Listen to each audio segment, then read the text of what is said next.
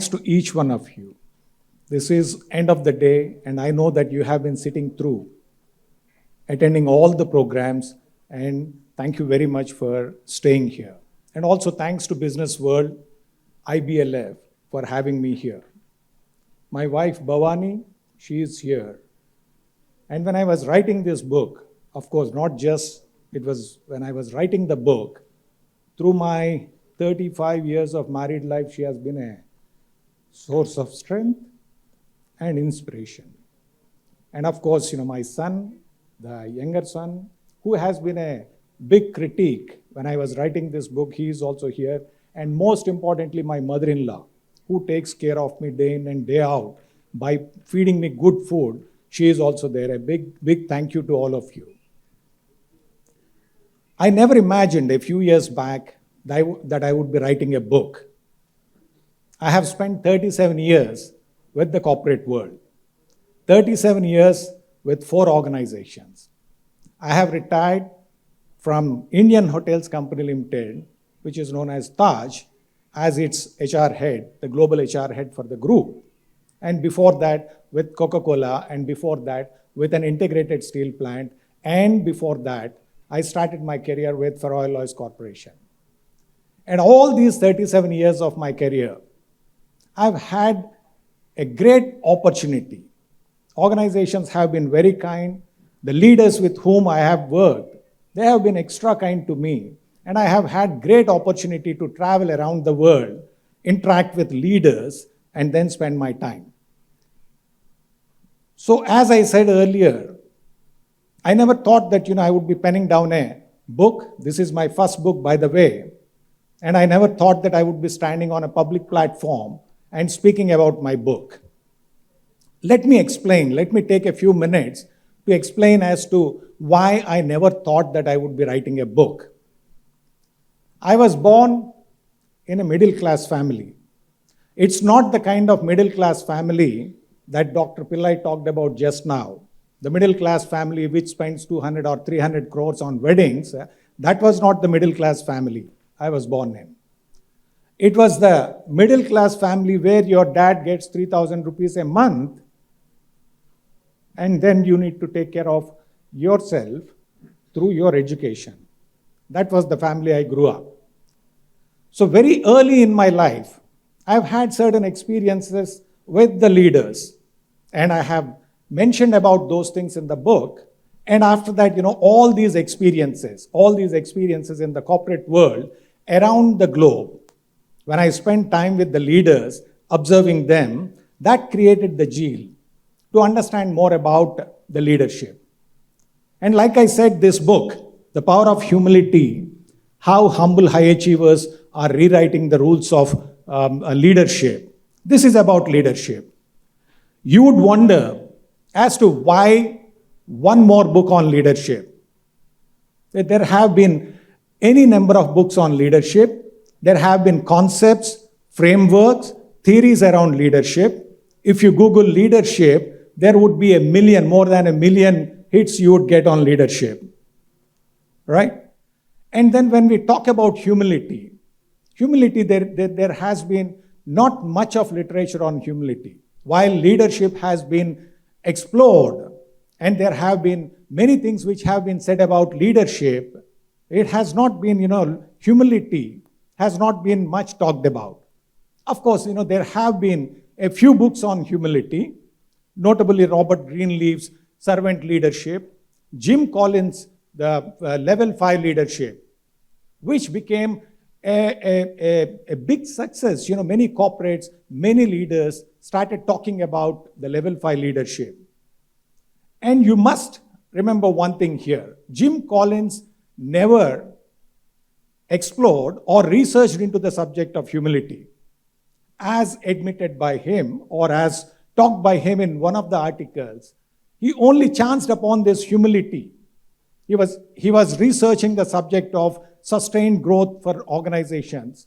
And that's where, he talked about the level 5 leadership, which deals with humility and will to succeed. So, of course, there are other things like Blake and Mountain's Managerial Grid, which talks about people as well as profits. So while all these things are there, these things have been mostly about theoretical constructs or concepts which have been broadly touched upon.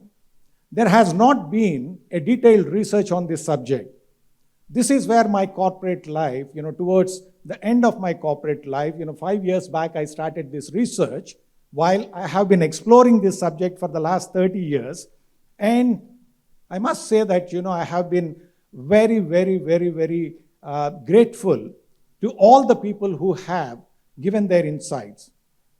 30 leaders, formally, I have interviewed 30 plus leaders like Mr. Ratan Tata, Paul Polman, the chairman of Unilever, Leena Nair, the CEO of Chanel, Nitin Paranjape, who has just moved in as the people and strategy leader at the global Unilever, and Suresh Narayanan of Nestle, Soumitra Bhattacharya of Bosch India, Kiran Majumdar Shah of Biocon, Vinita Bali of ex-Britannia, and many other leaders. And when I reached out to them and explained as to what I would like to do, this was never started to write a book. It was not there. I was just exploring the subject of humility in leadership and whether it is a weakness or a strength for leaders. And when I reached out to them, the kind of response I got from them was unbelievable. Maybe that's the power of humility. They agreed, and then we have had formal interviews, and these conversations were recorded and analyzed. And at the end of it, I could find a pattern as to how humble leaders think, which is the attitude, the mindset of humility that brings into the leaders, and what kind of behaviors that we could expect from humble leaders. It's not just these leaders. I have also reached out to the people who closely worked with these leaders or who knew them very well as to how they would behave at the workplace or outside the workplace and gain their insights as well. So basis this, the book has come out. And I must say, when I think about this book, when I saw this book outside, this is the first copy I've got. The copies from HarperCollins or on their way. The book is coming into the market on 29th of this month, and I became very, very emotional. Very emotional when I got this first copy. My dad, I was talking about, my middle class background and the experiences I have had, which in a very broad level I have mentioned in the book. So my dad, though he was getting that, whatever 3,000 rupees in a middle class family, he was a big reader of books. We have had a big library at home. And he was the reason why I started reading the books, and that's where, the interest came from. And of course, I have dedicated this book to my parents, to my mom and dad, for doing whatever they have done for me in my life. But coming back to the book, this has been a source of energy for me. It has been a source of energy, writing the book, getting up at 2 o'clock in the middle of the night and writing the book. And, it's a massive, massive effort, especially if you are researching and then also getting the insights from various leaders across the globe. So then, it's putting together all that material and presenting it in a manner which interests the reader. This is not, while this is a research, this has not been presented in the manner of an academic paper. I am an academician. I did my PhD and I went to universities outside India, but I know how difficult or how boring to read an academic paper. So the way it has been presented is through stories. And there have been great experiences which have been narrated by all these leaders and the people who knew them well or worked with them. So that's what this book all about. Like I said, it's about humility in leadership and how humble leaders can create a high-achieving organization. Like some of the speakers have mentioned, leadership is not a race for individual medal. It's a team sport. We all know that. But unfortunately, the way leadership has been defined or interpreted in the recent past is something different. It's more of heroic efforts. How heroic the leaders are, how much of hubris, the excessive pride or arrogance, or the propensity to hype and harass people, that's been seen as a sort of leadership. This is where, this book I wanted to present as to how these humble leaders have worked in their organizations and how they have made their organizations as high achieving. Mr. Bhaskar Bhatt, for example, of Titan, he's a great example of a humble high achiever. And many of you would have seen the video when he left the organization, when he retired from the company, how the people working therein have responded to that, and how they have given that emotional farewell to Mr. Bhatt. So there have been several of these leaders who have been looking at leadership from a different perspective. And you might ask me a question as to what is humility. Humility has been, the subject has been all over the place. The dictionary meaning of humility is weakness and meekness. It's unfortunate, and many of us, when we talk about he is a humble person, either we are talking about the simplicity of the person or he is very respectful to others. But it's not so simple. When it comes to humility in leadership, it's much, much more than that. And that's what this book talks about. And of course, the book also talks about developing humble high achievers by the corporates.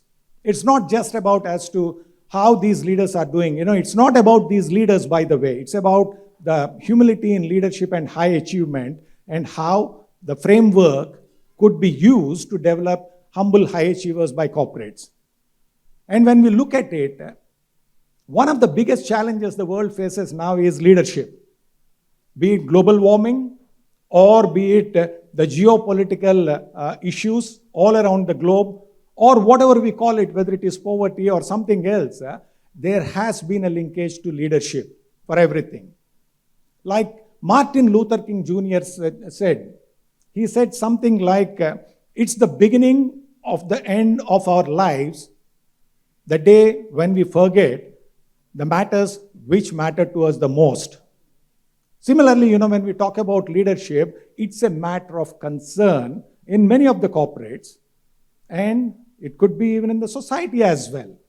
This is where, the purpose or the objective of this book is to look at humility in leadership and what exactly does it mean, and also as to what are the attributes, both the mindset level, what I call them as attitudinal characteristics, and the behaviors, what kind of behaviors.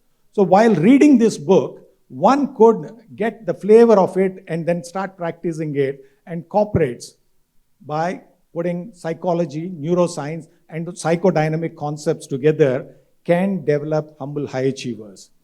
And one name I have not mentioned is Dr. Ram Charan. That has been a special moment for me when I wrote to him and said that, Ram, I'm doing research on this subject. Can I interview you? He said that I'm going to be in Mumbai PV. Why don't we meet and then have a discussion? I met him here at Marriott Hotel for lunch, and he had spent 2.5 hours with me. 2.5 hours, he has been asking me questions and helping me to think through on the subject. And of course, he also gave his experiences with various leaders and how he would look at humility and leadership and also the high achievement part of it. So I am so very grateful to all these people who have given the insights. And of course, it is for the readers to decide as to what extent this can be used and the corporates to put it in use to develop the humble high achievers.